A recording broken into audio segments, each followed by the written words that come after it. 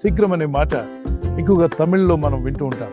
శీఘ్రమే వాంగ, శీఘ్రమే పోంగ అంటే వెంటనే, వెంటనే నీకు స్వస్థత కలుగునా. దేవుడు నిన్ను స్వస్థపరచాలని ప్రభు కోరుతున్నాడు. అయితే ఆ స్వస్థత పొందాలి, విడుదల పొందాలనుకున్నప్పుడు ఈ విషయాన్ని మర్చిపోవద్దు. ఏంటది? పేదల పట్ల ఎలా ఉన్నావు? కనికరం ఉందా? దిక్కులేని వారిని చూసి ఎగతాళి చేస్తున్నావా?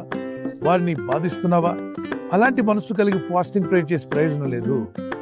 మరి యెషయా గ్రంథం 58:8 ఈ విధంగా రాయబడింది: నీ ఆహారం ఆకలిగొన్న వారికి పెట్టుటయు, నీ రక్త సంబంధికి ముఖము తిప్పుకున్నట్టు, దిక్కుమాలిన పేదలను నీ ఇంట చేర్చుకున్నట్టు, వస్త్రహీనుడు నీకు కనబడినప్పుడు వానికి వస్త్రములు ఇచ్చుటయు, ఇదే కదా నాకు ఇష్టమైన ఉపవాసం. అలాగూ నువ్వు చేసిన ఎడ్ల నీ వెలుగు వేకువ చుక్కవలె ఉదయించు, స్వస్థత నీకు శీఘ్రముగా లభించు.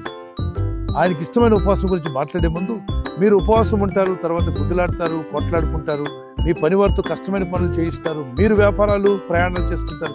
అది నాకు ఇష్టమైన ఉపవాసం కాదు. ఒకడు తన శరీరమును అలా శ్రమ పెట్టుకోవడం దేవుని చిత్తము కాదు అంటున్నాడు.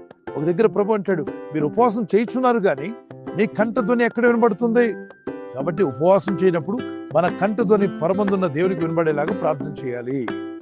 ప్రార్థించుట 5వ కీర్తన 3వ వచనం, నా కంఠ స్వరం నీకు వినిపిస్తాను దేవా వేకువజామున అన్నాడు. ఉపవాసం ఉన్నప్పుడు ఖచ్చితంగా ప్రార్థన చేయగలిగితేనే ఉపవాసం ఉండాలి.